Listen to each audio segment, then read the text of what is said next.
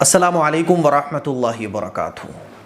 कुछ दिनों से एक ख़बर बड़ा चर्चा का विषय बनी हुई है और वो ख़बर है संसद भवन के पास एक मस्जिद है, वहाँ पर जो रामपुर के सांसद हैं मुहिबुल्लाह नदवी साहब, वो वहाँ के इमाम भी हैं।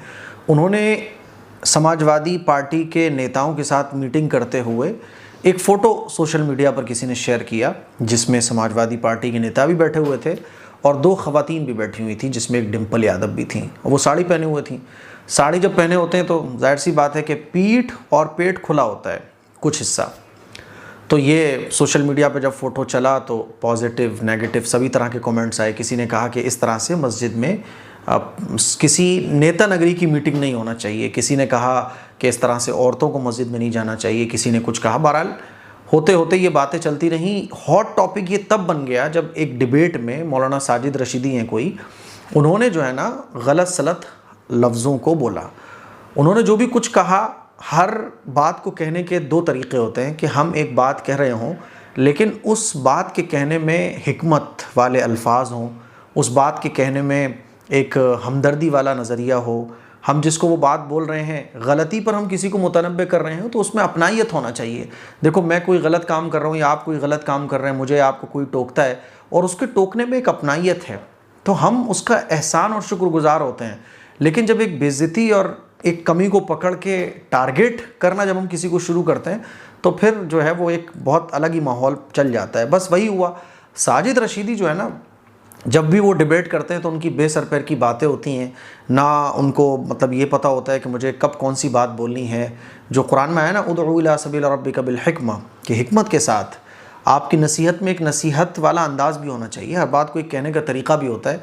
अच्छी चीज़ अगर अच्छे से पेश ना की जाए ना तो वो बुरी हो जाती है। खाना आप कितना अच्छा बनाओ लेकिन आप उसको पेश अच्छे से नहीं कर पा रहे हो तो मज़ा ख़राब हो जाता है। तब से ये हॉट टॉपिक और बन गया और मौलाना साजिद रशीदी साहब के साथ हाथापाई तक हो गई है, उन पर FIR वगैरह भी हो गई हैं।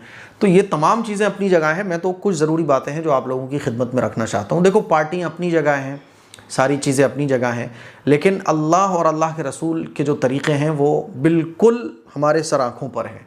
सारी दुनिया एक तरफ, अल्लाह और अल्लाह के रसूल के तरीक़े एक तरफ। पार्टियाँ बाद में हैं, सारी चीज़ें बाद में हैं। अल्लाह और अल्लाह के रसूल का तरीक़ा हमारे लिए सबसे पहले है।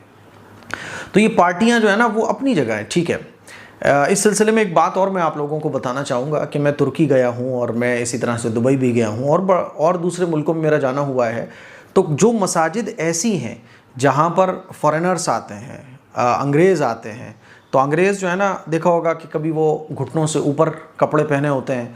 ख़वातीन भी ऐसी होती हैं जो एकदम ऐसी ड्रेस पहनी होती हैं कि जिससे उनके आज़ा दिख रहे होते हैं, बाल खुले हुए होते हैं। तो मैंने वहाँ देखा है, तुर्की में भी देखा है और दूसरे मुल्कों में भी देखा है कि वहाँ जब एंट्रेंस होती है तो एंट्रेंस से पहले जो फॉरेनर्स होते हैं उनको वो चेक करते हैं।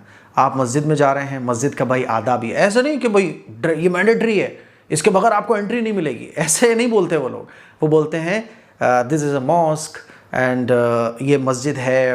पूरा ट्रांसलेशन उसका ये होता है कि ये मस्जिद है, इसमें अदब के साथ हमें जाना चाहिए, ये खुदा का घर है, इसमें तमीज़ से जाना है और इसके तमीज़ से जाने के ये आदाब हैं। अगर आपके बाल खुले हुए हैं तो आप बाल को कवर कर लो, अगर आपकी टांगें खुली हो तो उसको कवर कर लो, और आपके पास अगर कवर करने के लिए कुछ नहीं है तो यहाँ से आप ले जाइए। इस तरह से वो देते हैं।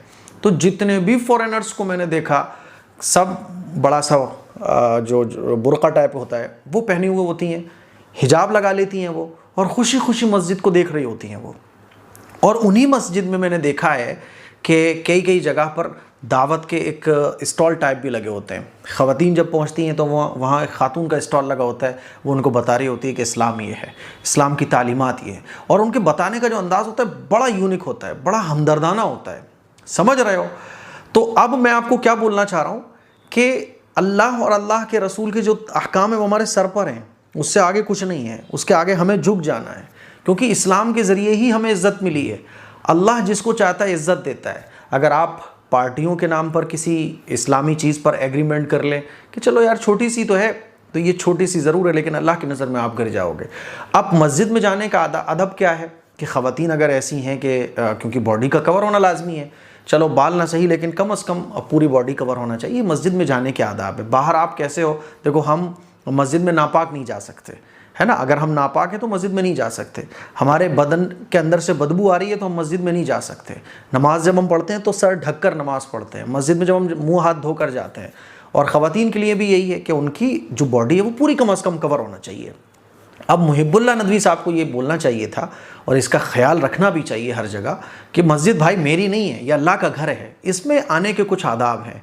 जब आप मस्जिद में बुला ही रहे हो किसी को तो उसका पूरे आदाब का एहतमाम करो। मुझे बहुत अच्छे से याद है कि हम भी अपनी मस्जिद में गैर मुस्लिमों को बुलाते रहते हैं। तो एक मरतबा जो है ना, पुलिस जो एसपी सिटी थे वो उनको मस्जिद में आना था, मेरे से मुलाकात करनी थी, कुछ सोशल मीडिया के लिए उनको अपील भी करवानी थी, कुछ उस टाइम हॉट टॉपिक चल रहे थे। तो वो आए। अच्छा, जब वो आने लगे तो कुछ लोगों ने कहा कि साइड जूते पहनकर, अच्छा हमारे यहाँ के जूते बिल्कुल बाहर उतरते हैं, मस्जिद में आप एंटर होंगे तो जूते उतार के ही आपको एंटर होना है। तो कुछ लोगों की ये ख्वाहिश थी कि मस्जिद के जो एरिया है जहाँ तक चप्पलें आ सकती हैं तो वहाँ तक जूते पहनकर ही आ जाएं। मैंने कहा कि नहीं नहीं भाई, आप जूते बाहर ही उतरवाएं। ठीक है, थोड़ी सी तकलीफ़ होगी, एसपी सिटी साहब को, पुलिस अफसरान को तकलीफ़ होगी, लेकिन ये अल्लाह का घर है। वो आए तो ऐसे आए, नहीं आए तो ना आए, क्योंकि ये इज़्ज़त जो अल्लाह हमें दे रहा है वो इस्लाम की वजह से दे रहा है। अगर इस्लाम की चीज़ों से ही हम कॉम्प्रोमाइज़ कर देंगे तो फिर बहुत ख़तरे में पड़ जाएंगे। तो अल्हम्दुलिल्लाह एसपी सिटी साहब तो खुद भी उन्होंने जूते उतार दिए। कुछ लोगों ने कहा भी होगा नहीं भाई, मस्जिद के अंदर मैं जूतों के साथ कैसे जा सकता हूँ। तो हमारे अपने लोग तो ये चाह रहे थे कि हम जूतों के साथ, यानी इतना एरिया जहाँ तक जूतों से पॉसिबल है वहाँ तक आ जाएँ। लेकिन एसपी सिटी साहब की मैं काबिल तारीफ़ है वो कि उन्होंने कहा नहीं, मस्जिद अल्लाह का घर है, इसके तो शुरू हिस्से से ही मैं जूते उतार के जाऊँगा।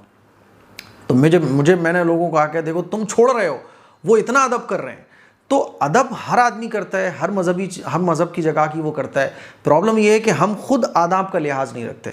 मुहिब्बुल्लाह नदवी साहब से ये मिस्टेक तो बहरहाल हुई है कि उन्हें जब मस्जिद में बुलाना था तो मस्जिद में आदाब का ख्याल रखना चाहिए।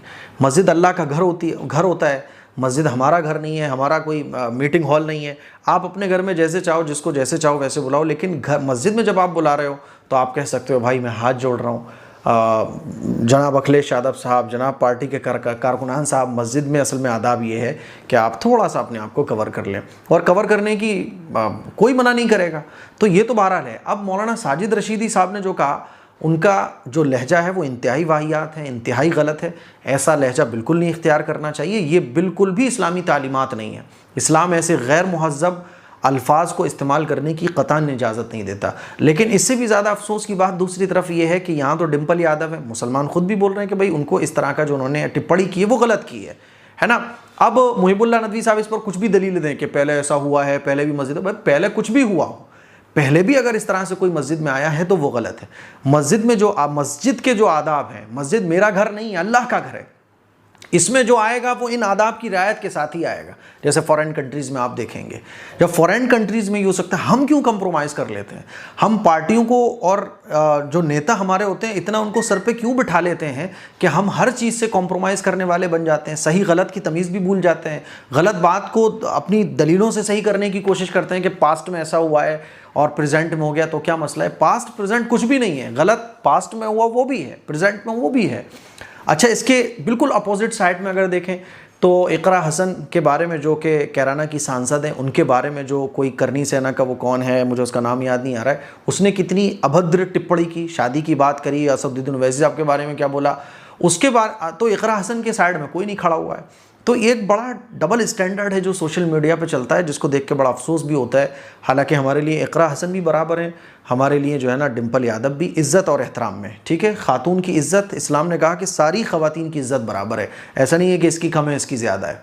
तो हम जहाँ डिम्पल यादव के बारे में जो कहा गया वो भी गलत है, लेकिन इकरा हसन के बारे में जो कहा गया वो भी गलत है। लेकिन प्रॉब्लम यह है कि यहाँ बोलने वाले मौलाना रशीदी साहब हैं, तो इन पर तो तरह तरह की वाहियात बातें इनके बारे में भी सोशल मीडिया पे बोली जा रही हैं और इसके साइड में मुसलमानों को भी लपेटा जा रहा है। लेकिन दूसरी तरफ जो इकरा हसन के बारे में कहा गया उस पर खामोशी बिल्कुल इख्तियार की गई है। तो ये कुछ ज़रूरी बातें हैं जो हमें समझना चाहिए कि जहाँ बात अल्लाह और अल्लाह के रसूल की आए तो हम सरेंडर हो जाएं। भाई मैं ये काम नहीं कर सकता, पार्टी अपनी जगह है और सियासत अपनी जगह है, लेकिन अल्लाह और अल्लाह के रसूल की तालीमात वो अपनी जगह हैं।